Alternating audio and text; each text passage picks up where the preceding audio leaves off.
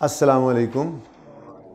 Lecture 98 start करते हैं और ज़रा मुझे आखिरी बार बता दें, आपने इनडायरेक्ट मेथड से ये सवाल करना है। जालिब वाला वो हाथ खड़ा करें जिन्होंने इनडायरेक्ट मेथड से करना है। इनडायरेक्ट वो नया वाला इनडायरेक्ट मेथड। अब हाथ कम हो गए हैं। अच्छा, ये मैं ज़रा परेशान कर रहा था लेकिन हो नहीं रहे। हाथ खड़ा करें वो बच्चे जिन्होंने कहा है कि डायरेक्ट से करेंगे। बस अब ये वोट बढ़ते जा रहे हैं। ठीक है जी, बस डिसाइडेड। सवाल के अंदर रिक्वायरमेंट थी खामोश। सवाल के अंदर रिक्वायरमेंट थी खामोश। पिछली बार जब मैंने पेपर दिया था, ये सवाल पेपर में दिया था, उसमें मैंने लिखा था prepare cash flow statement for the year in accordance with using direct method. तो बच्चों को मजबूरन यही वाला मेथड करना पड़ा था जो हम अब करने लगे हैं। लेकिन आज आपके टेस्ट में दिया तो मैंने यहाँ से गायब कर दिया। मज़े की बात, आपने दूसरा मेथड पढ़ा ही नहीं हुआ, लेकिन साथ ही आपको वो रूल भी पक्का करवा दिया कि अगर खामोश भी हो तो हमने कौन सा मेथड लगाना है, इनडायरेक्ट, जो आपने परिचय में लगाया था। ठीक है, तो वो अब हो सकता है मैं दूसरी क्लास में करवा दूँ। मशवरा मुझे पसंद आया। ठीक है, फिलहाल तो हम क्या कर रहे हैं, फिलहाल तो हम इसको करेंगे यूजिंग इनडायरेक्ट मेथड, और ये समझ के कर रहे हैं कि रिक्वायरमेंट का हिस्सा है। ठीक है, यूजिंग डायरेक्ट मेथड। चलें ठीक है, डायरेक्ट मेथड। बस सीरियस अब बस ख़त्म कहानी। ठीक है, डायरेक्ट मेथड में हम पीबीडी से स्टार्ट नहीं करते।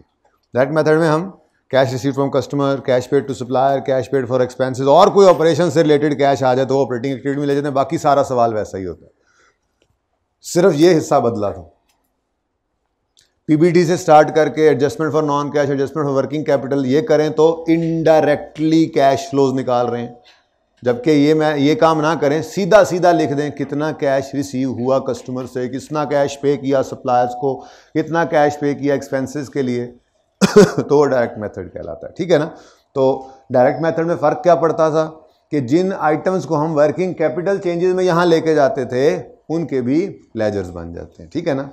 वैसे ज़्यादा अच्छा मशवरा आपका यही था जो आप लोगों ने डिसाइड किया, इसको डायरेक्ट मेथड से ही करना चाहिए था ना। इनडायरेक्ट से तो आपने क्लास में टेस्ट में किया हुआ है, तो वो तो सोल्यूशन भी मिल जाए तो आपके लिए मोर देन एनफ है। वैसे जैसे कई सवाल किए हुए हैं, एडजस्टमेंट्स वैसे डिस्कस हो जाएंगी। ठीक है, चल। Jalib industries is a listed company. Relevant information contain statement for the year 31/15 are as follows. और आगे बैलेंस शीट गिवन है, पीपीई है, CWIP। आपके मेरा नहीं ख्याल मेरी किसी क्लास वाले सवाल में अभी तक CWIP आया था, तो ये भी अच्छा हो गया। वैसे ज़बानी बताया था जब पास पेपर 15 गालिबन होमवर्क दिया था। ठीक है, जिन्होंने उसको ट्राई किया था उनको ये एडजस्टमेंट समझ आ ही गई होगी। नहीं तो कोई मसला नहीं, आज समझा रहा हूँ इसीलिए। ठीक है, फिर स्टॉक इन ट्रेड है, ट्रेड डेट्स हैं, प्रीपेमेंट्स हैं, कैश एंड बैंक हैं, share capital, share premium, retained earnings, unappropriated profit दूसरा नाम क्या होता है, रिटेन्ड अर्निंग्स, पता है ना। फिर gratuity payable, non current liability होती है। छोड़ें इसको, आपको इससे क्या, मैंने तो कहा था बस अगर ये आ जाए तो चुप करके लेजर बना लेना और एक्सपेंस और कैश दोनों फिगर्स निकाल लेना। और लाइक इंटरेस्ट एक्सपेंस, इसकी ट्रीटमेंट है आपके सवालों में इंटरेस्ट एक्सपेंस की तरह से ग्रेच्युटी एक्सपेंस ऐड और ग्रेच्युटी पेड नीचे माइनस। आपने ऐसे ही किया होगा। आज थोड़ा डिफरेंट हो जाएगा, मेथड दूसरा है। ठीक है, आज वो तरीका होगा जो मैं कल सिखा रहा था आपको संडे वाले सवाल में। डेप्रीसिएशन है तो पहले एंट्री करो, फिर सोचो कहीं पड़ा है तो निकाल दो, नहीं तो इग्नोर करो। वो वाला काम यहाँ करेंगे आज इंशाल्लाह। ठीक है, अच्छा। लॉन्ग टर्म लोन्स हैं, उनका करंट पोर्शन है, दोनों को ऐड कर देंगे। ट्रेड क्रेडिटर्स हैं, एक्रूवल्स हैं, डिविडेंड पेएबल है, good. Sales, cost of sales, GP, operating expense, finance charges, loss on sale of fixed asset अलग ही पड़ा है, शुक्र है।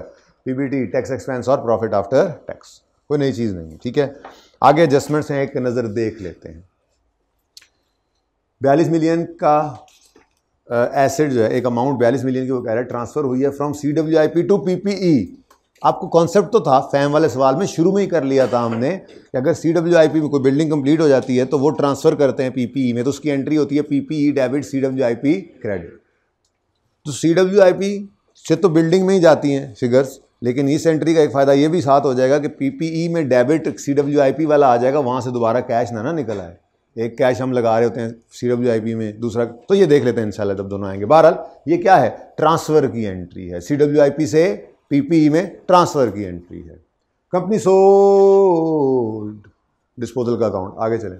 Definition for the year 60% charge to cost of sale, तो फिर बाकी कहाँ 40%। आज दोनों जगह, आज इन्वेंट्री के लेजर के नीचे भी लाइन डालेंगे हम, इसलिए मैं कह रहा हूँ ये डायरेक्ट मेथड से ज़्यादा अच्छा सवाल था। आप लोगों का फैसला बिल्कुल सही था जी। खैर, ट्रेड डेट्स रिटर्न ऑफ, ये एडजस्टमेंट भी एकदम से ऑन हो जानी है आपके सोल्यूशन में, आपके पर्चे वाले सवाल में ये ऑफ थी। ट्रेड डेट्स रिटर्न ऑफ को आपने क्या किया था, इग्नोर, ठीक है। और provision, it is policy of company to maintain provision, वो प्रोविजन बनाते हैं, ये भी आपने इग्नोर कर दिया था क्योंकि आपको सवाल में ट्रेड डेट्स नजर आ रहे थे, लिखा नहीं हुआ नेट, लेकिन वो कह रहा है प्रोविजन मेंटेन होती है तो होती है, अगर होती है तो कहां है, नजर नहीं आ रही है तो पक्की बात है नेट हो चुके हैं डेटर्स। और भाई बड़ी कंपनियों के, अब आप भी बड़े हो गए हैं, बड़े अकाउंटेंट्स की बैलेंस शीट के अंदर डेटर्स नेट ही नजर आते हैं, ठीक है। वो बचपन गुजर गया जब आप फेस ऑफ बैलेंस शीट पे ट्रेड डेट्स लेस प्रोविजन लिखते थे, बिल्डिंग लेस डेप्रिसिएशन भी तो लिख लेते थे, इक्विपमेंट लेस, वहीं पे लाइन लगी होती थी जनाब एक सफ़े के ऊपर एसेट्स ही पड़े हैं, वो ज़माना गुजर गया। अब आपको प्रॉपर्टी प्लांट इक्विपमेंट का सिर्फ एक लाइन आइटम मिलता है, उसका नोट बना होता है फिर तफसील के अंदर। ऐसे ही सेल्स का एक लाइन आइटम मिलेगा, नोट होगा, FAR2 में जाकर बनाएंगे, जो सेल रिटर्न माइनस करनी है, डिस्काउंट जो करना है, फेस के ऊपर एक ही फिगर आती है। ऐसे ही बैलेंस शीट के अंदर trade debts face of balance sheet पे नेट ही नजर आते हैं, उनमें प्रोविजन लेस होकर नेट डेटर्स फेस से पड़े होते हैं। अब उसकी तफसील देखनी हो तो नोट्स में जाके देखना पड़ता है। तो बाय डिफॉल्ट अगर ट्रेड डेट्स नजर आ रहे हैं, खामोश है, तो दो ही सूरतें हो सकती हैं, या तो प्रोविजन है ही नहीं, या है तो फिर इसमें से नेट हो चुकी है। अब अगर इतना लिखा हो और सवाल के अंदर प्रोविजन का कोई जिक्र ना हो तो मतलब प्रोविजन थी ही नहीं, और अगर कह दे प्रोविजन मेंटेन होती है तो फिर पक्की बात है कि वो इसमें से नेट हो चुकी है, ठीक है। तो मेरे ख्याल से आपने तो खैर से इस एडजस्टमेंट को लिफ्ट ही नहीं कराई होनी है जी। डी एडजस्टमेंट आपने कहा होगा, वैलिड रिटर्न ऑफ को तो वैसे इग्नोर करना था जी, और प्रोविजन के लिए अभी तक हमने ऑप्शन 1 पढ़ा हुआ है, 2 पता नहीं कब पढ़ाएंगे सर, जब पढ़ाएंगे फिर सारे सवालों के अंदर बता भी देंगे। ऐसा ही करेंगे ये, जैसे इन्होंने जनरल एंट्रीज के साथ किया था IAS 8 में, है ना, फ़ायदा हो गया था जनरल एंट्रीज एक दिन करने से। वो IAS 8 वाली जनरल एंट्रीज याद है एक्स्ट्रा क्लास में की? कोई ऐसे बच्चे तो नहीं बैठे जिन्होंने अभी तक वो एक्स्ट्रा क्लास नहीं ली हुई? या अल्लाह खैर, ये कहाँ जाएंगे, ये किधर जा रहे हैं? एनीवेज, मिल के जाना जहाँ भी जा रहे हो। Pre payments and other receives include advance tax, ये भी आपको मैंने बताया था 2-3 बार ये बात क्लास में सवालों को करते हुए की थी। देखें, सवाल करते हुए तैयारी करवाई जाती है, एडजस्टमेंट सामने है ना, कंपैरिजन में यार ऐसा हुआ है तो ऐसा भी हो सकता है। तो टैक्स पेबल का लेजर बनाते हुए, टैक्स का लेजर बनाते हुए मैंने 2-3 बार ये जिक्र किया था क्लासेस के दौरान कि जी अगर एडवांस टैक्स आ जाए तो क्या होगा, कुछ नहीं होगा। ओपनिंग क्लोजिंग लाइबिलिटी वाली साइड पे लिखते थे आप, वो ओपनिंग क्लोजिंग एसेट वाली साइड पे लिख देंगे, बाकी वही एक्सपेंस का लेजर है, उसमें वही कैश वही एक्सपेंस उसी तरह से आना। खैर ये तो वैसे ही बनेगा। प्रोविजन फॉर ग्रेच्युटी लेजर आपने बना लिया होगा, काम चलाया होगा, लेकिन हम तो अब इसमें डायरेक्ट मेथड वाला ट्रीटमेंट करेंगे। लेकिन इसमें वो कह रहा है provision for gratuity made during the year. आपके लिए ये जुमला ज़रा मुश्किल था क्योंकि ये FAR2 वाले बच्चे को होता है फॉर द ईयर अंदाज़ा लगाना मतलब एक्सपेंस है, तो मैंने आपके लिए फिर एक ब्रैकेट डाली, ओरिजिनली नहीं थी ये बात इसमें कि gratuity expense. Provision for gratuity यानी gratuity expense made during the year for the year, ये एक्सपेंस की फिगर थी, अमाउंटेड टू इतने, कैश की फिगर निकलनी थी बैलेंसिंग। फिर एक्रूवल्स में फाइनेंशियल चार्जेस पड़े हैं, आपकी फेवरेट एडजस्टमेंट, और ढेर सारे डिविडेंड दिए होते, कोई इनमें से एक आधा लेना है, कोई बाकी इग्नोर करने होंगे, ठीक है, सही है। सवाल से गो थ्रू किया हमने, अब जवाब शुरू करते हैं। तो PPE पूरा सवाल पढ़ लिया, कहीं पे कोई जिक्र खैर नहीं मिला अक्यूमुलेटेड डेप्रिसिएशन का, तो हम मजबूर हैं, मगरूर नहीं है पर मजबूर हैं कि हम PPE का लेजर बनाएं बुक वैल्यू पर।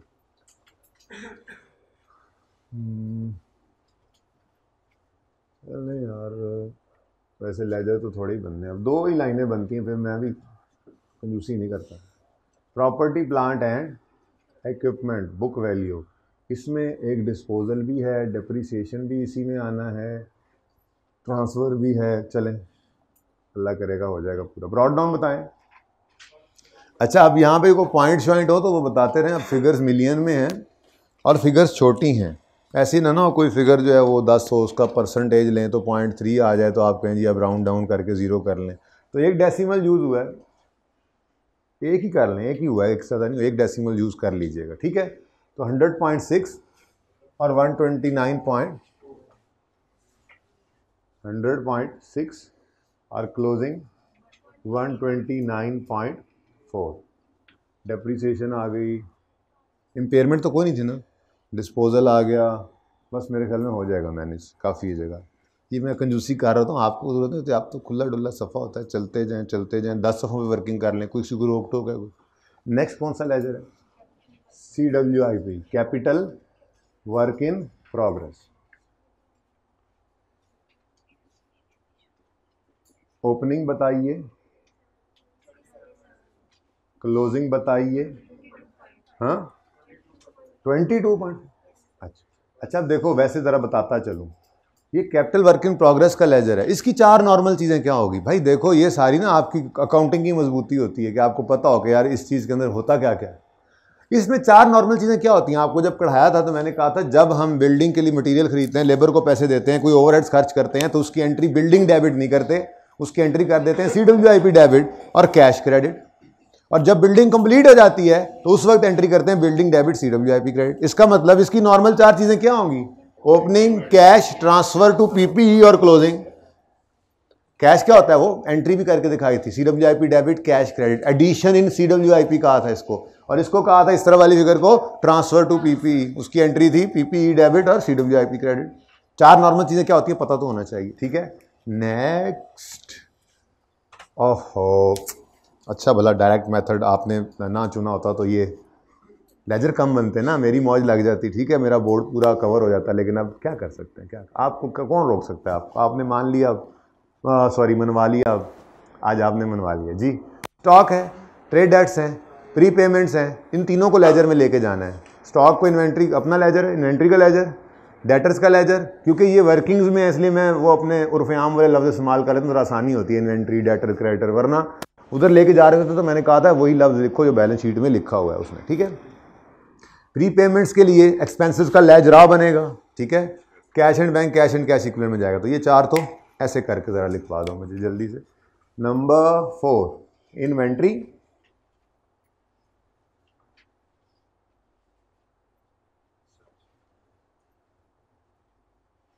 जी इन्वेंट्री ओपनिंग 451, इसमें बस कोई एबनॉर्मेलिटी मुझे नज़र तो नहीं आई, 4 ही चीज़ें होंगी, इस तरफ परचेज आ जाएंगी, इस तरफ कॉस्ट ऑफ सेल आ जाएगा, ठीक है जी। क्लोजिंग 0.8, उसके बाद डेटर्स हैं, अच्छा डेटर्स जो हैं इनके साथ आज प्रोविजन भी नथी है, ठीक है। प्रोविजन का लेजर अलग बना लेंगे, इसके नीचे क्रेडिटर ही रखना है, आपकी मर्जी है, या इधर मैं प्रोविजन की जगह छोड़ दूँ, मैं नहीं लगाऊंगा, इधर मैं क्रेडिटर ही रखूँगा, ठीक है। अच्छा जी, ओपनिंग जो पहले आ गया, ठीक है जी। ओपनिंग 24.7, ये 451 ऐसे दूर दूर लग रहा है, पता नहीं अजीब सा कुछ जी। और क्लोजिंग बैड डेट भी हैं और कैश निकलेगा, थोड़ी सी जगह और चाहिए। क्लोजिंग जी, जी बेटा,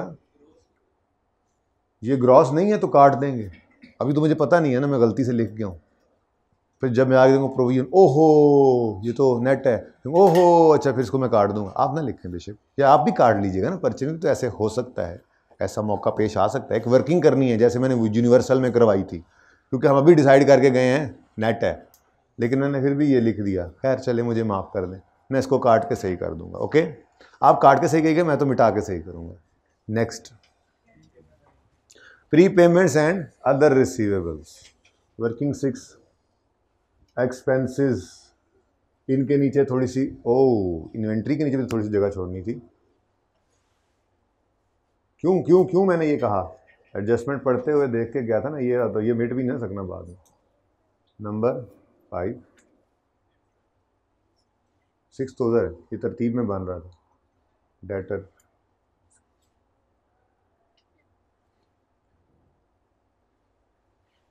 अच्छा जी। ओपनिंग वो गलत वाला कितना है, क्लोजिंग गलत वाला 28 इसको भी सही कर लेंगे इंशाल्लाह, ठीक है। अच्छा जी, जी उसके बाद क्या चीज़ है, expenses,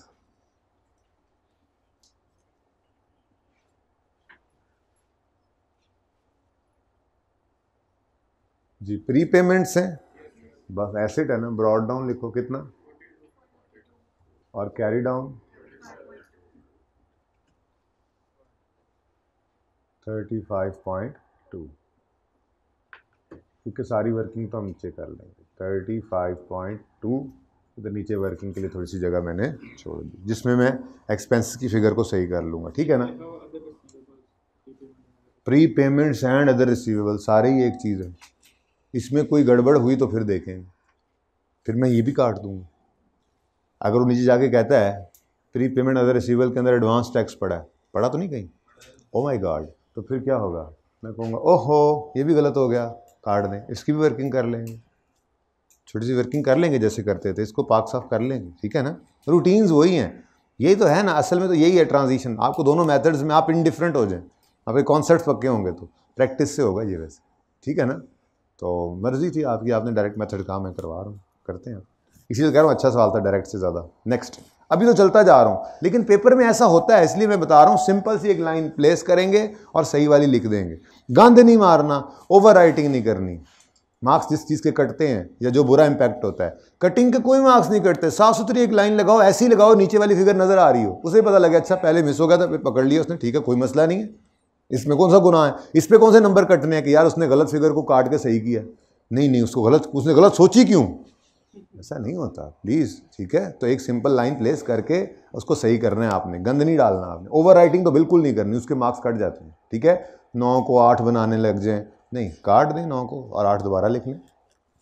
next, cash and bank, cash and bank कितना है जी, ओपनिंग और क्लोजिंग 3 12 बस, अच्छा million. Next, done. Share capital, share premium और रिटेन्ड अर्निंग्स, तीनों दोस्त आ गए। शेयर कैपिटल इकट्ठा बना के आज देखें ज़रा, आज ज़रा इकट्ठे बना के देखें। आप कहोगे सर डिविडेंड है, कोई नहीं है तो वो शेयर प्रीमियम में डेबिट हो जाएगा, वो इकट्ठे, चलो अच्छा यार। अरे तो ऐसे ना कोई इनोवेशन नहीं, आप लोग भी ना लाइन के बैगर्स बने रहते हैं। अब नहीं, एक दो बच्चों की शक्ल देख के ना साथ डर जाता है, फिर उसके बाद फिर रिस्क नहीं ले सकता, सॉरी कोई बात नहीं। अच्छा 2 लेजर ही बनाने, मैंने एक लेजर ही वाद बनाना है ना जी। ओपनिंग 300, सर खुद देख लेना, हम आपको मुलाजिम लगे हुए हैं, हम आपको देख देख के बताएं। 396, बड़ी मेहरबानी, अल्लाह आप लोगों को जज़ाए खैर दे। नेक्स्ट है जी नंबर 8, शेयर प्रीमियम। मैंने बस इतनी सी जसारत की थी, मैंने ये कहा था कि ये दोनों share capital and share premium लिख देते हैं, ओपनिंग दोनों ऐड कर लेंगे, क्लोजिंग चलो मैंने कहा तरीका आ जाएगा, लेकिन नहीं, तो ना बता देता हूँ, बहरहाल जो करना चाहे ऐसा वो कर तो सके, कम से कम बता देता हूँ कि जो बच्चे इस तरह से करना चाहें, टाइम बचाना चाहें, कॉन्फिडेंट हों कि उस्ताद ने ये बात की थी, हम कर सकते हैं, कोई मसला नहीं है, और वो कर भी लें फिर, ठीक है। अच्छा जी बोलें, 12 क्लोजिंग 45, लगता है शेयर इशू हुए हैं, प्रीमियम पे हुए हैं। नेक्स्ट क्या है, हाँ रिटेन्ड अर्निंग्स तो रह ही गया अपना दोस्त, बेस्ट फ्रेंड तो हमारा यही है, क्योंकि ये तो इनडायरेक्ट मेथड जो हमारा है उसमें प्रॉफिट भी अक्सर निकाल देता है। हाँ वो अलग बात है कि आज हमारे पास प्रॉफिट्स मौजूद हैं। रिटेन्ड, यार रिवेन्यू सरप्लस नहीं आ रहा बड़े दिनों से सवाल में, है ना, बोर हो गए हैं आप लोग। IAS 16 के लिए मिस कर रहे हैं IAS 16 को, जी बोलें। 163 और 142.6। उसके बाद क्या है जी, ग्रेच्युटी पेएबल और लॉन्ग टर्म लोन। यहाँ पे ग्रेच्युटी का लेजर बना लेता हूँ मैं, उसके अलावा तो अब फिर कोई नहीं बन सकता। ग्रेच्युटी वही बात, पेएबल भी है, पेड भी है, एक्सपेंस भी है, इसलिए नाम तो इसका होना चाहिए ग्रेच्युटी, लेकिन अगेन हमारी आदत अपनी आसानी के लिए इसके साथ छोटा सा एक्सपेंसू लिखेंगे, और अगर ये प्री पेड होगा एक्सपेंसू तो इधर ओपनिंग क्लोजिंग, और अगर पेएबल होगा तो ओपनिंग क्लोजिंग। बाकी कैश तो एक्सपेंस के लेजर में हमेशा डेबिट, इसलिए तो ऊपर एक्सपेंस लिखवाता हूँ ताकि कैश और इनकम एक्सपेंस वाली फिगर सही लिख सको, ठीक है ना। तो ग्रेच्युटी पेएबल है जी, कितना opening payable 27 point, closing 38.6।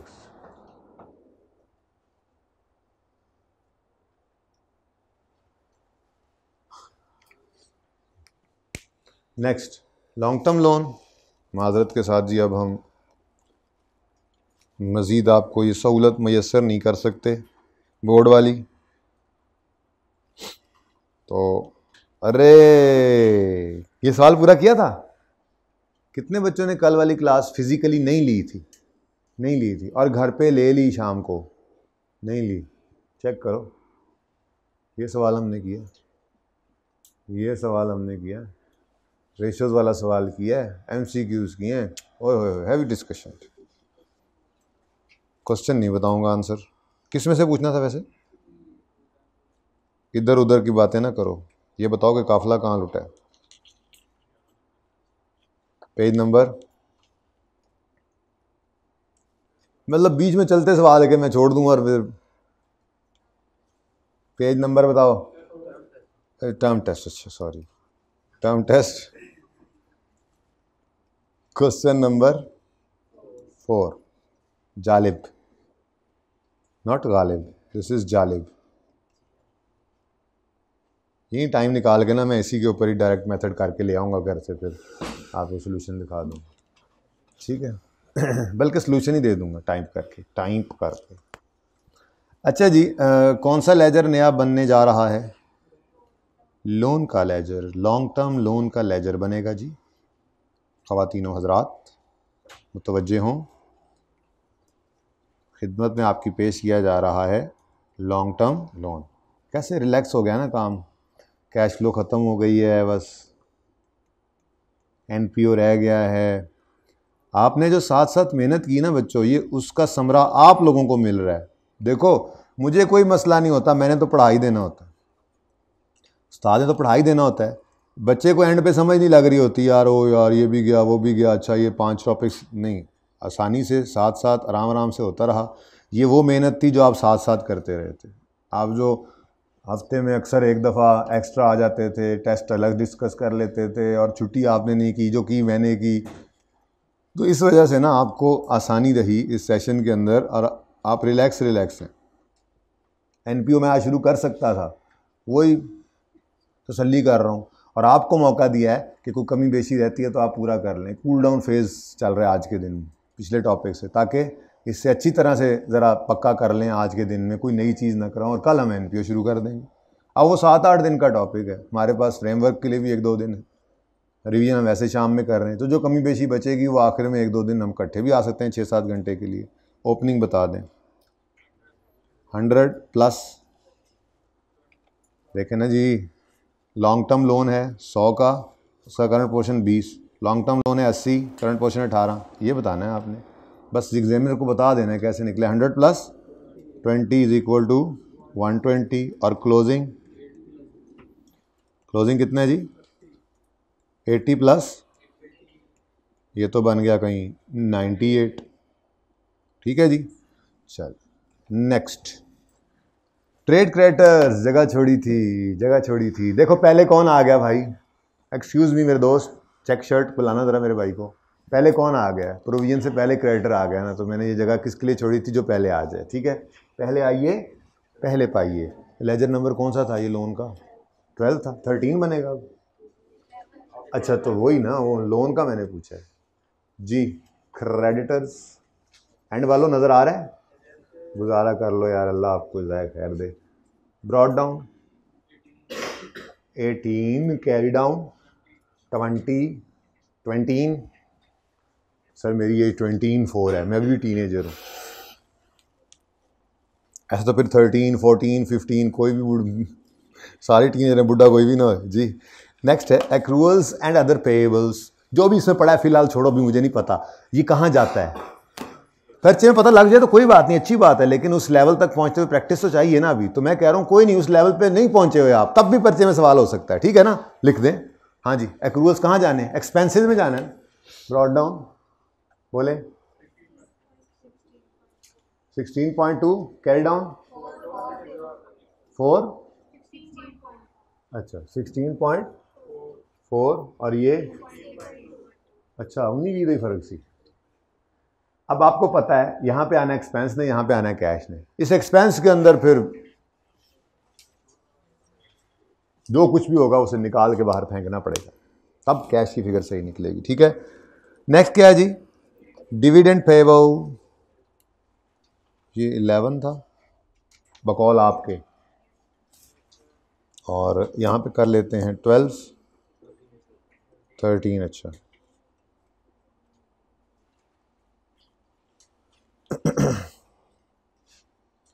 Dividend payable, चलो जी आज आ गया। ये भी नहीं आता था सवालों में, उस्ताद बताया करता था, कहते थे यार है नहीं, ऐसे ही टाइम ज़ाया कर रहा है, फिर पर्चे में वही चीज़ आ गई। ब्रॉड डाउन बताएं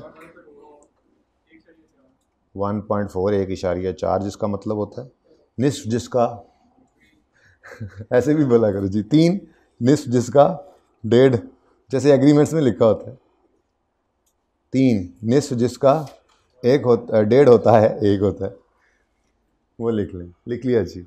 next, done, we are done with the income statement. Now we should deal sales 2535, cash हैं, क्रेडिट हैं, हमें इससे क्या लेना देना, हमारे लिए तो सारी ही क्रेडिट है समझो, ठीक है ना। तो डेटर्स के लेजर में आके सेल्स लिखी 2535,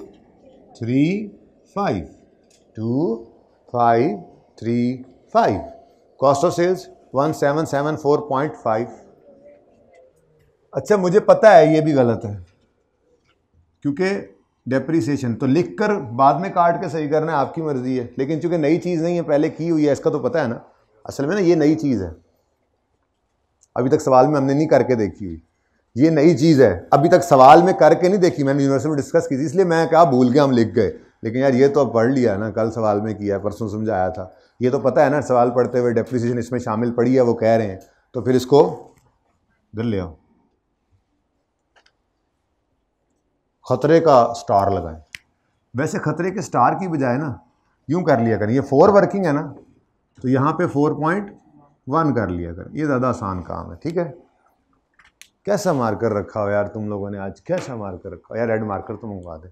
अच्छा तो 4.1 वर्किंग यहीं पे कर लेते हैं, इजी है ना, जिस वर्किंग के अंदर फिगर निकले उसी के नीचे 0.1 कर देंगे। अब ज़रा थोड़ा प्रोफेशनल हो जाए ना, पर्चा कर रहे हैं आप, ठीक है, ICAP में पहुँच गए हैं अब। तो सवाल के अंदर क्या गिवन था, 1 सर खुद देख लेना, 1774.5 नहीं, वो तो अब आपने बताया जब मैंने आपको ये वाली बात की है, ये गिला दिया है तब। डन जी। उसके बाद मैंने आपको कहा था इस GP ने कहीं नहीं जाना, इस GP ऐसे बोलो, GP ने कहीं नहीं जाना। आगे बढ़ो, operating expenses, selling and admin, selling and admin कहाँ जाते हैं, एक्सपेंसेस के लेजरे में। उन्होंने कहा यार वैसे ही ऐड करते रहते हो, हम इकट्ठी दे देते हैं सवाल में, ठीक है। तो ऑपरेटिंग एक्सपेंसेस, हाँ जी बिल्कुल, ये वो प्रॉफिट एंड लॉस वाली फिगर है ना, प्रॉफिट एंड लॉस में जो आते हैं। लेकिन ये भी क्या है, ये भी क्या है, एक रेड मार्कर और नज़र आया है, रुक जाओ अभी बेशक ना मंगवाना, शायद ये सही चल जाए। वैसे सर मैं केड़ा मंगवाया सी, ये कौन सा है जी, 6.1, 6 के साथ है ना ये, बोलो। तो यहाँ पे हमने 6.1 वर्किंग कर लिया। जो सवाल में गिवन फिगर है उसको डायरेक्ट नहीं लिखा, और आज के बाद जब ये एडजस्टमेंट कर लेंगे, ये ओपनिंग्स को सही करने वाली, वो उधर से जो डेटर वाली, तो वो सवाल पढ़ते पता लग जाएगा, तो फिर इनको भी हम ऐसे ही एडजस्टमेंट में डाल के ले जाया करेंगे जब पता लग जाएगा। तो अभी तो पता नहीं था ना उनका, ठीक है, इनका तो पता है। तो क्या है जी 6.1 में फिगर एज पर क्वेश्चन 554, ये as per question figure given है, लेकिन इसमें कोई नॉन कैश फिगर्स होंगी तो वो माइनस शाइनस करके, भजन साथ आया करें ना, माइनस शाइनस। आमिर फिर किधर है आज,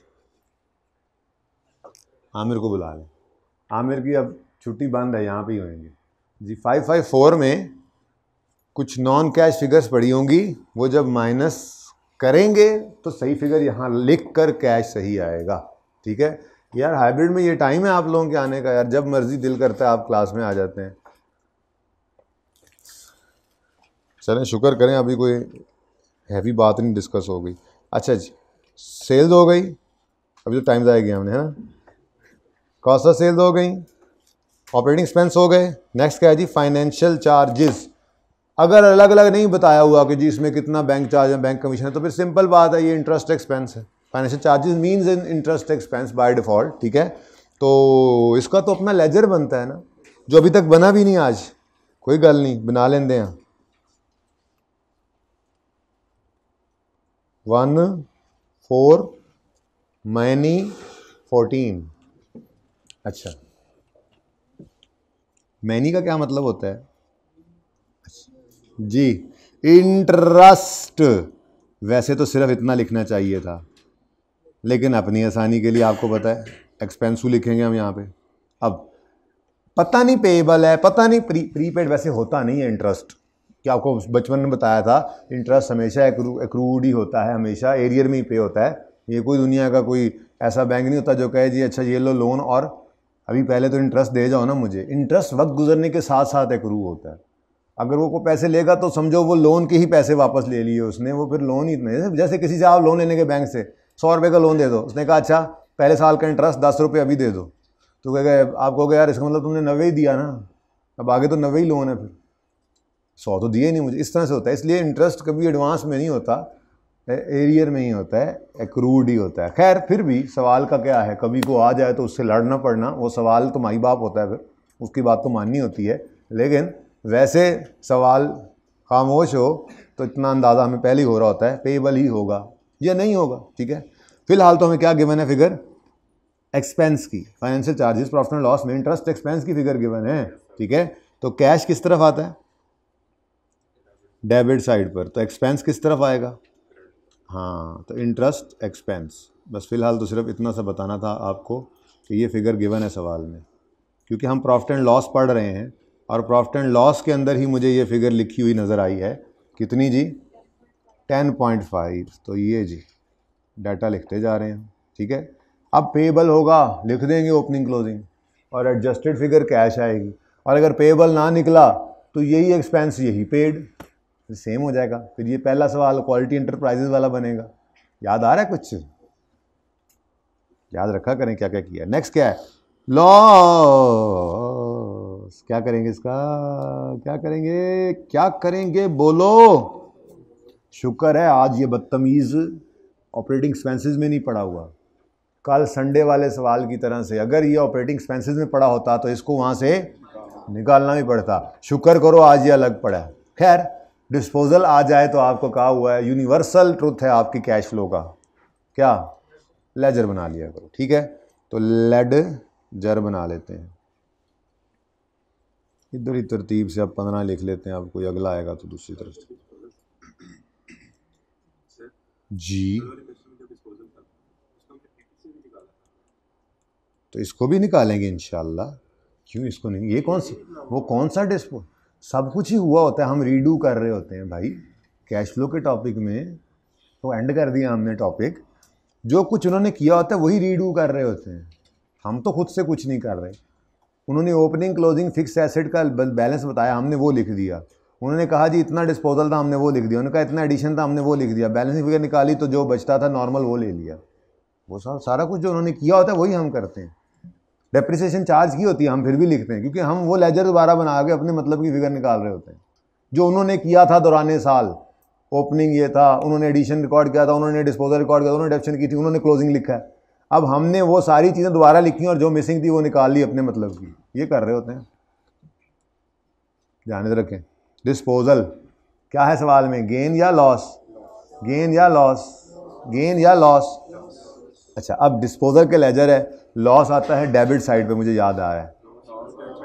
हाँ नहीं डेबिट साइड पे नहीं आता, सोच लेते हैं डिस्पोजल का अकाउंट डेबिट तो प्रॉफिट एंड लॉस, हाँ सही कह रहे हैं आप, मतलब इधर नहीं आ सकता। डिस्पोजल का अकाउंट जब क्रेडिट होता है तो प्रॉफिट एंड लॉस डेबिट होता है, तो यहाँ पे हमने आकर लिखा P&L, मतलब लॉस पहले लिख लो, ज़्यादा यहाँ पे इंपॉर्टेंट P&L वाली फिगर।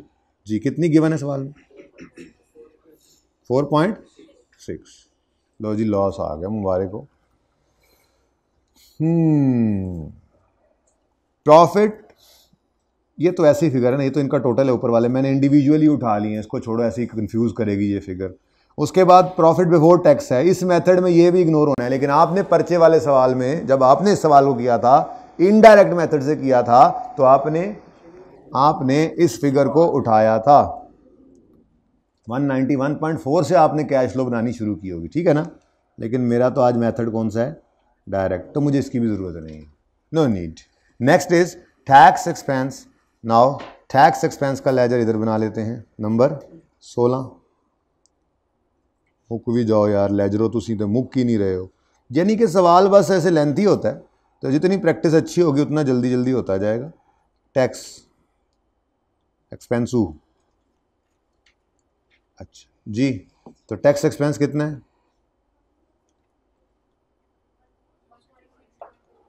106,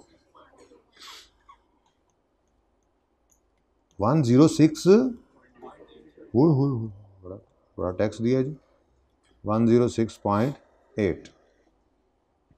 चलो नेक्स्ट है जी पैट। इसको कहीं ना काट देना, रिटेन्ड अर्निंग्स का लेजर तो बना रहे हो ना, ये वहां ले जाओगे जी। रिटेन्ड अर्निंग्स में पैट आ गया कितना? 84.6। तो मेथड जोन सा मर्जी हो यार, फर्क क्या पड़ता है? अब तो हम काफ़ी हद तक कंफर्टेबल हो गए, मेथड मुथड़ गया बस, ठीक है। सवाल तरतीब से चलाओ, इनडायरेक्ट है तो पीबीटी से स्टार्ट करके वो वर्किंग कैपिटल के एडजस्टमेंट्स, वही डिफरेंस है और नॉन कैश की यहाँ पे। और अगर डायरेक्ट है तो बाकी सारा सवाल वैसे ही है, सिर्फ वही वर्किंग कैपिटल वाले आइटम्स ही यहाँ पे इन्वेंटरी, डेटर, क्रेडिटर, एक्सपेंसेस, ये भी लेजर में आ जाते हैं बस। उसके बाद तो एडजस्टमेंट्स करते जाते हैं हम साथ साथ, वो हमें खुद ही समझाती जाती हैं कि क्या करना है, ठीक है जी। एडजस्टमेंट नंबर 1, आज कुछ भी नहीं छोड़ा अभी तक हमने।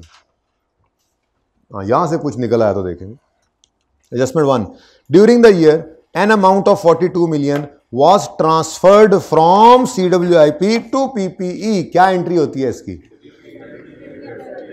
CWIP से निकला है वो तो क्रेडिट हुआ है, तो PPE में गया है तो वो डेबिट, तो एंट्री बनी PPE डेबिट, CWIP क्रेडिट। अब मेरे दोस्त इधर देखो, ये उन्होंने किया हुआ है, आप फिर भी कर रहे हैं, क्योंकि सब किया हुआ रीडू करेंगे ना, सारी चीज़ें लिखेंगे और जो चीज़ मिसिंग होगी वो निकल आएगी फिर नॉर्मल, ठीक है ना।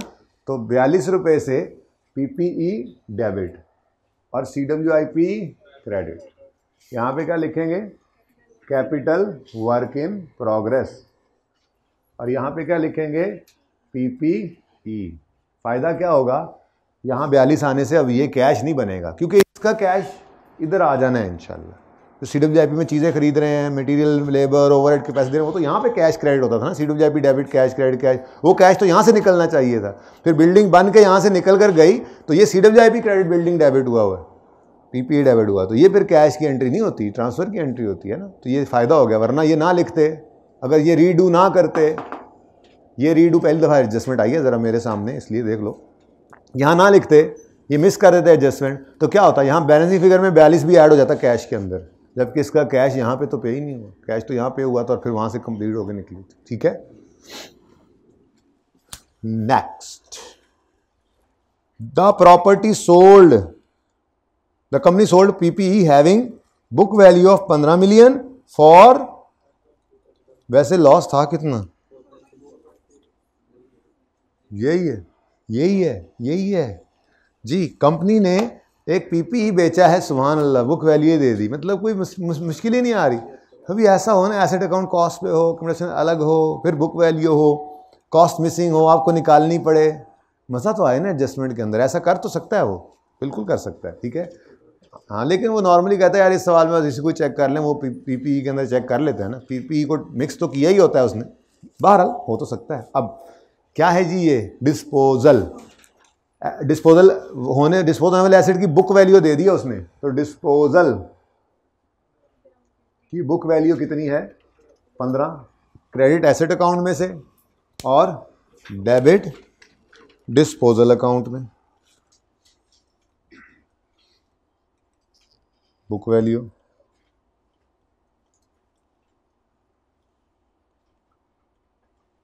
ठीक है। Next, was sold for, company sold PP having book value इतने फॉर कैश है। ये भाई सब कुछ ही दिए जा रहे हो, करना क्या चाहते हो? ये तो सभी गिवन था, आपस की बात है। कितना? इस लेजर को बनाने की तो ज़रूरत ही नहीं थी, लेकिन आदत है, क्या करें। तसल्ली भी हो गई, पता भी चल गया ये दो फिगर्स है, कैश ने कहाँ जाना है और गेन लॉस ने कहाँ जाना है, ये पता लग जाए, ठीक है ना। वरना ये लेजर बनाने की ज़रूरत थी कोई? बस डिस्पोजल। लेकिन आपने फिर ये बात माननी नहीं थी, मैंने आदत डाली हुई है कि डिस्पोजल वाली बुक वैल्यू यहाँ से क्रेडिट करनी है, वो तो लाजमी था ना, ठीक है। ये बनाए बगैर भी काम चल सकता था पर्चे के अंदर। खैर अब तो बन गया, अब तो जो होना था वो हो गया। अब तो हम पकड़ेंगे इस लॉस को भी और इस कैश को भी, ठीक है। अब लॉस अगर तो इनमें शामिल पड़ा है या इसमें शामिल पड़ा है गलती से, तो फिर तो इसको माइनस करके निकालना पड़ेगा, जिस तरह कल वाले सवाल में हुआ था। Loss on disposal distribution cost में शामिल था, हमने कहा था यार इसमें पड़ा है, इसमें से निकालो। लेकिन आज आपको इनकम स्टेटमेंट के फेस के ऊपर ये लॉस, ये 4.6 का लॉस फेस के ऊपर पड़ा हुआ नज़र आ रहा है अलग से, यानी ये किसी एक्सपेंस में छुपा हुआ नहीं है, इसलिए इसको इग्नोर कर दें। ये कहीं ऐसी, हम किसी ऐसी फिगर से तो स्टार्ट कर नहीं रहे जिसमें आते आते ये माइनस हो चुका है, और ना किसी ऐसी फिगर में शामिल है जिसको हमने कैलकुलेशन में यूज़ किया है, इसलिए इसको सिर्फ क्या कर देंगे, इग्नोर। लेकिन दूसरी बात, इस कैश को तो इग्नोर कभी भी नहीं कर सकते, ये कैश तो रिसीव हुआ है, तो कैश रिसीव्ड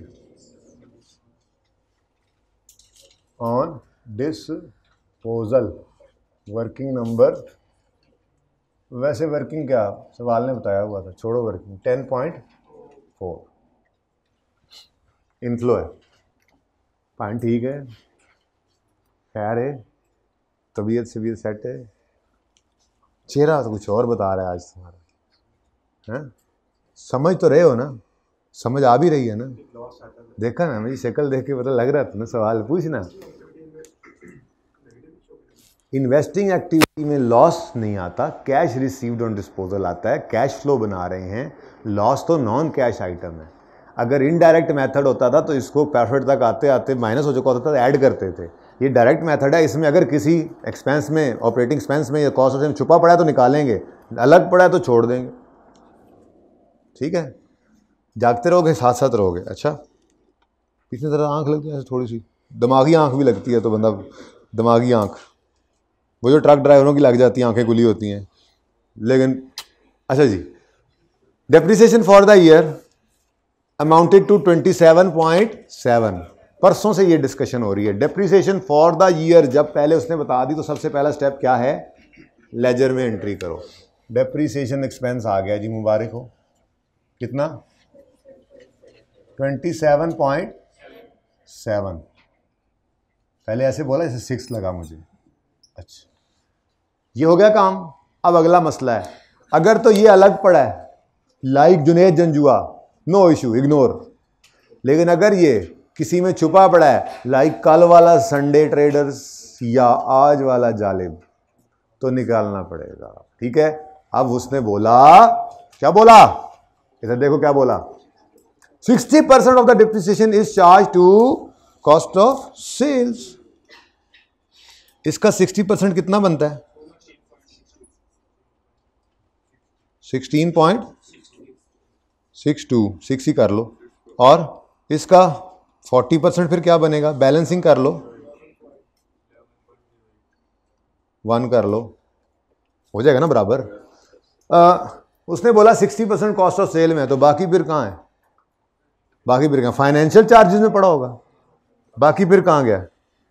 उसने कहा 60% इसमें से कॉस्ट ऑफ सेल में है, बाकी कहाँ पे होगा, लॉस ऑन डिस्पोजल में पड़ा होगा, ये फाइनेंशियल चार्जेस में होगा, ऑब्वियस बात है। फिर बाकी कहाँ पड़ा होगा, एक्सपेंस ये ऑपरेटिंग में पड़ा होगा, ठीक है ना। इसका मतलब ये हुआ कि 16.6 को आपने कॉस्ट ऑफ सेल में से माइनस करना है और 11.1 को आपने ऑपरेटिंग एक्सपेंसेस में से माइनस करना है, सही है। तो यहाँ पे आके मैंने लिखा कितना,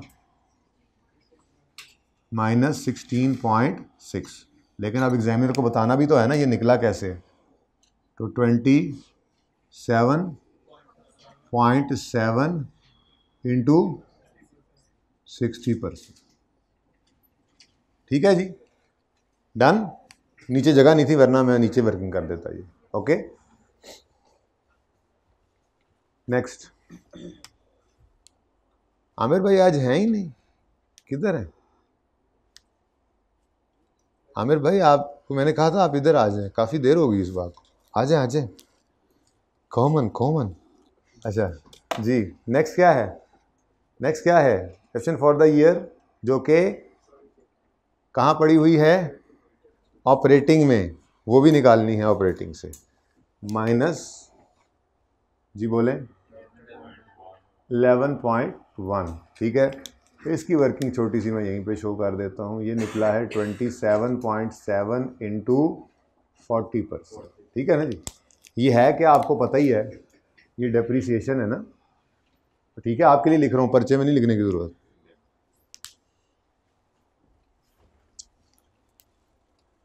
भाई सही चल रहा है आमिर भाई, उधर रिकॉर्डिंग आप देख रहे हैं, सही चल रहा है।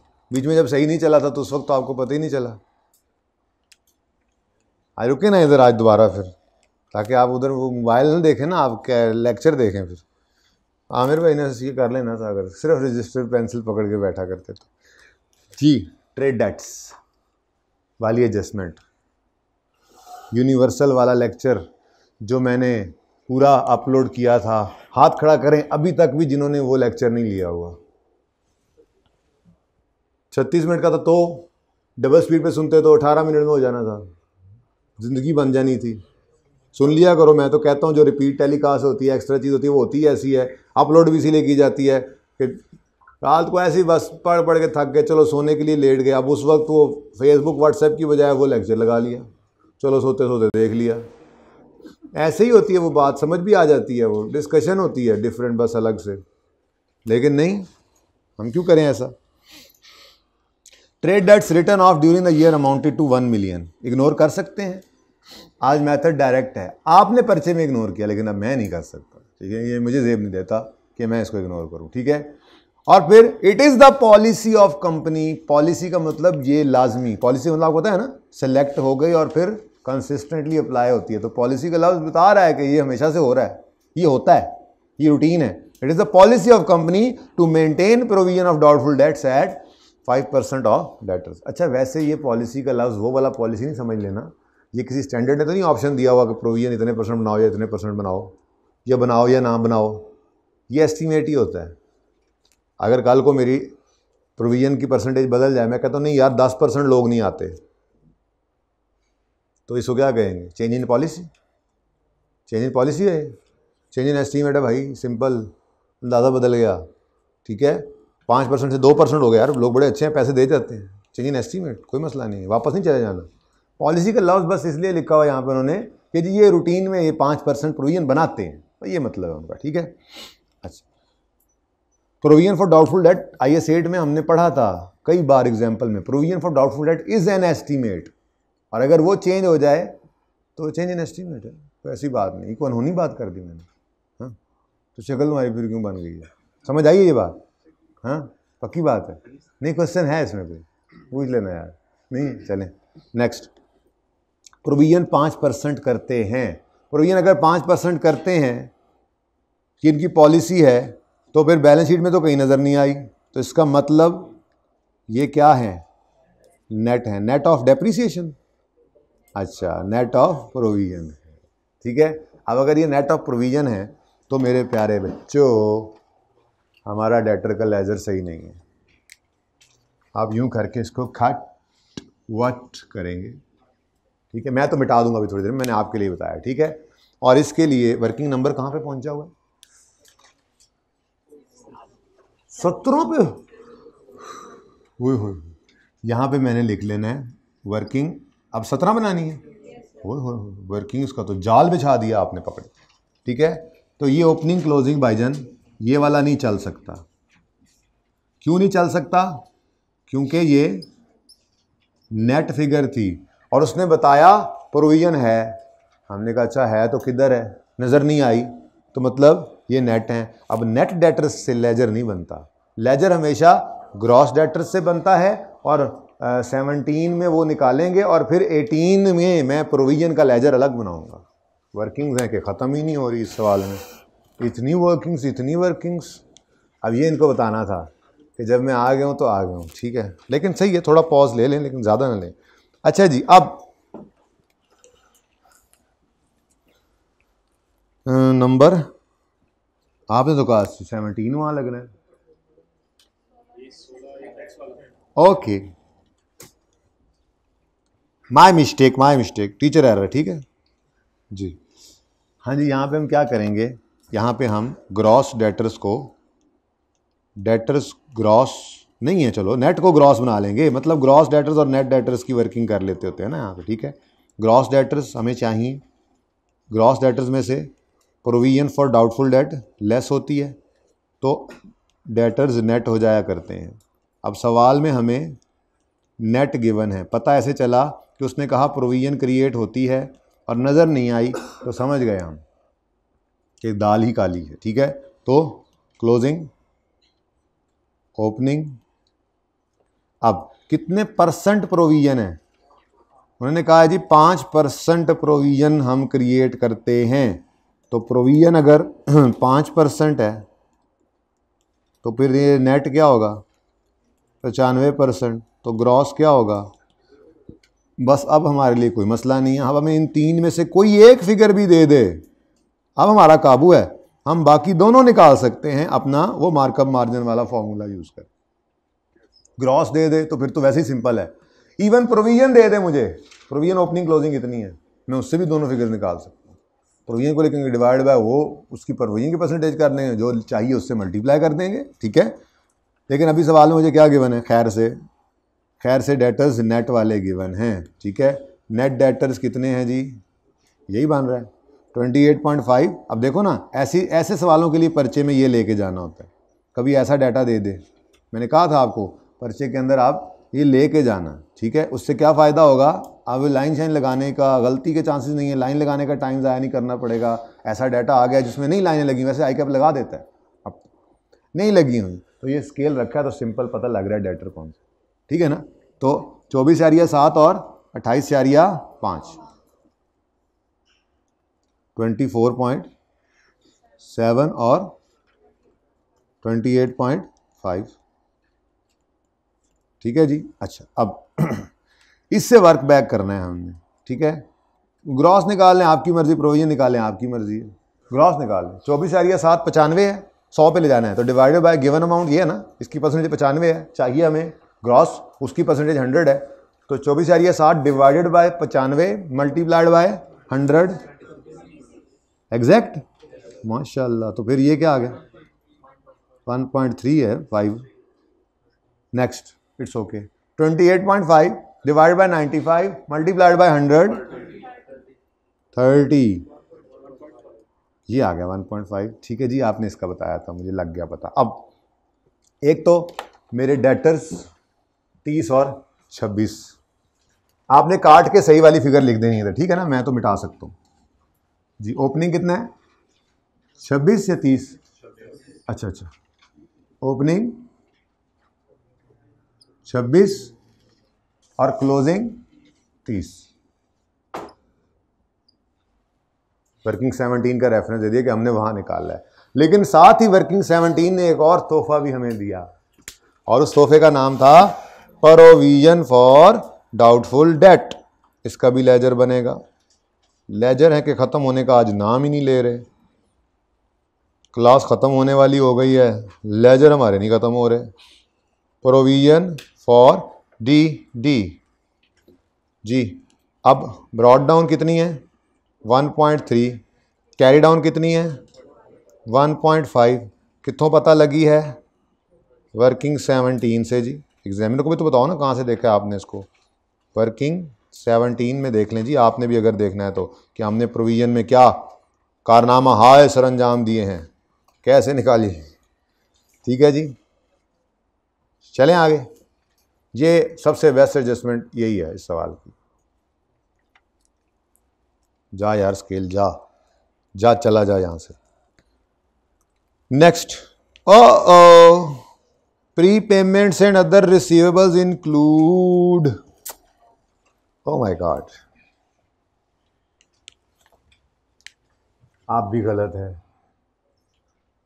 आपके लिए अब हम वर्किंग कौन सी 19, आपके लिए हम वर्किंग 19 ओपन करेंगे। चलिए एक्रूवल्स एज रिसीवेबल्स, आइए आपके हम जिन कड्डें पहले यहाँ पे लिख लें। वर्किंग 19 भी लिखा है ना वहाँ पे मैंने, वाह मैं वाह, पहली बार ऐसा हुआ है ना कि मैं 19 साल मुझे वहाँ तक याद था वरना भूल जाता है। कोई ऐसी बड़ी बात नहीं कि मैंने अपनी तारीफ नहीं की, मैं अमेज़ हुआ हूँ ज़रा जी। तो क्या है जी, प्री पेमेंट्स, ये ज़बानी भी कर सकते हैं आप, लेकिन मैं वर्किंग में ले आया। ज़बानी कैसे, ब्रैकेट में ही कर देते हैं, ब्रैकेट में भी कर सकते हैं, ठीक है, बाद में बता देता हूँ, फिलहाल करने दें मुझे ज़रा खोल खोल के वर्किंग सारी। और pre payments and other receivables, closing, opening, ज़रा वो पुरानी वर्किंग की तरह से हो जाता है ना, जैसे हम करते थे, ये साफ़ सुथरे नहीं है, पाक साफ़ नहीं है, बेड नंबर आज तो 19 पे, बड़ा अस्पताल है हमारा, बेड नंबर 19 पे लाएं, इनको पाक साफ़ करें, वही वाला काम कर रहे हैं, जैसे मैं ऐसे कर दिया, वरना ब्रैकेट में भी हो सकता था। BD लिखना है ना, वो कह रहा है इस 42 में कुछ पड़ा है जो सही नहीं है, तो 42 में से वो निकाल दो। इस 35/2 में कुछ पड़ा है जो सही नहीं है, जो यहाँ सही नहीं मतलब यहाँ नहीं होना चाहिए था, उसको अलग टैक्स के लेजर में होना चाहिए था, टैक्स है, ठीक है ना, एडवांस टैक्स है, तो यहाँ से निकालो तो माइनस कर देते ब्रैकेट में। लेकिन अभी ज़रा मैं पर्चे के लिए ये कर लेना, अभी ज़रा ऐसे खुली डुली बात करते हैं। तो सवाल के अंदर उसने बताया था ओपनिंग है 42, ओपनिंग 42 नहीं है यार, क्या करते हो यार फिर तुम। अच्छा ठहरो, मैं ज़रा ये देख रहा था कि मैं इसको ऊपर ले जाऊँ, देखो पी का सर ही ऊपर रह गया, ओ नीचे रह गया, सीरी वर्ड था जी, ओके। अच्छा जी, तो एज पर क्वेश्चन, देखो ना बिल्कुल मेथड एक जैसा बना दिया मैंने उसके साथ ही, 42 और ठीक है, ये सही नहीं है, क्यों सही नहीं है, क्यों सही नहीं है, क्या हुआ है, इसमें इंक्लूडेड है एडवांस टैक्स। अच्छा, टैक्स का तो अपना लेजर बनता है, ये तो ऑपरेशंस का पार्ट नहीं बनना चाहिए। अगर ये इधर पड़ा रह गया तो यहां से जो कैश निकलेगा वो तो इधर जाएगा, ये तो ऑपरेटिंग एक्टिविटीज हैं, टैक्स को उधर नहीं जाने देना, उसका अलग लेजर बनाना है। इसलिए हम कह रहे हैं कि ये एक्रूवल सही नहीं है, ठीक है, इनको सही करें। आमिर भाई गए थे ना अब, ठीक है, डन, थोड़ी सी ट्रेनिंग, अब इससे ट्रेनिंग ज़रा आज कर दें ताकि कल बैठ सकें आप, ठीक है। पार्ट 2 भी शुरू करते हैं, मुझे बस ये ज़रा एडजस्टमेंट पूरी कर लेने दो एक दफ़ा, ठीक है। अब 1.4 एडवांस टैक्स है इस साल का और पिछले साल का 2.2, तो 2.2 ओपनिंग में पड़ा है, भाई आपको इधर नहीं होना चाहिए था, प्लीज़ निकलें यहाँ से। और 1.4 क्लोजिंग में पड़ा है, भाईजान आपको किसने कहा था आप इधर पड़े हों, आपको अलग फेस पे नज़र आना चाहिए था, हमें ये मुसीबत ही ना पड़ती। आप पड़े होते अलग फेस पे भाईजान एडवांस टैक्स साहब, तो हम आपका लेजर बना लेते और ये पाक साफ ही होते, अलग होते तो इनको लिख लेते। आपने मुसीबत डाल दी अंदर घुस के इनके। लेस करो एडवांस टैक्स, ठीक है, और एडजस्टेड फिगर कितनी आ गई 39.8। और ये सवाल करवाते हुए मैंने ये फैसला किया कि अगली क्लास में भी यही करवाऊंगा, उससे कि तो जान ही कोई नहीं है, जान तो इसी में थी। काश कि हमने पहले इनडायरेक्ट मेथड डायरेक्ट मेथड कर लिया होता इन टर्म टेस्ट से पहले, तो मैं डायरेक्ट मेथड से होमवर्क ये टेस्ट में देता, फिर मज़ा आता। खैर, ओहो ये वर्किंग कैपिटल में नहीं जाना, वो वाला तो सिस्टम नहीं ना चल रहा, अगर वो सिस्टम चल रहा होता तो ये वर्किंग कैपिटल चेंजेस में ले जाते, लेकिन आजकल इन्हें कहाँ लेके जाते हैं, लेजर्स में। तो 39.8 और क्लोजिंग हाँ 33.8। मैं ये कह रहा था कि अलग वर्किंग करने की कोई ज़रूरत नहीं थी, आपने यही काम ब्रैकेट में कर देना था, 42 माइनस 4.2 सही हो गया, और क्लोजिंग में 35.2 माइनस 1.4, ये ऐसे भी हो सकता था। ऐसी वर्किंग तो मैंने की आपको ज़रा रिलैक्स करने के लिए। तो पार्ट 2 यहाँ से जल्दी से शुरू करें।